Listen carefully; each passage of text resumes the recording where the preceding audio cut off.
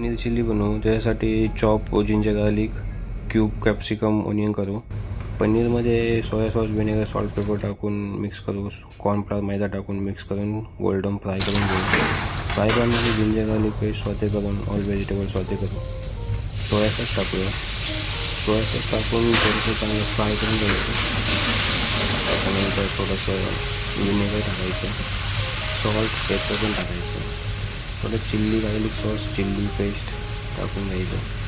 स्वते करून घ्यायची चांगली. ग्रेव्ही थिक करण्यासाठी थोडंसं कॉर्नफ्लॉवरचं पाणी पण टाकायचं. ग्रेव्ही थिक झाल्याच्यानंतर त्याच्यामध्ये फ्राय केलेले पनीर क्यूब टाकायचे. पनीर क्यूब चांगले फ्राय करून घ्यायचे.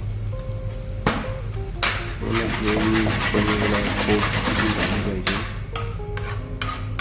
त्याच्यानंतर स्प्रिंग ऑनियन चॉप करून मस्त गार्निश करून घ्यायचं आणि ही झाली आपली पनीर चिल्ली रेडी.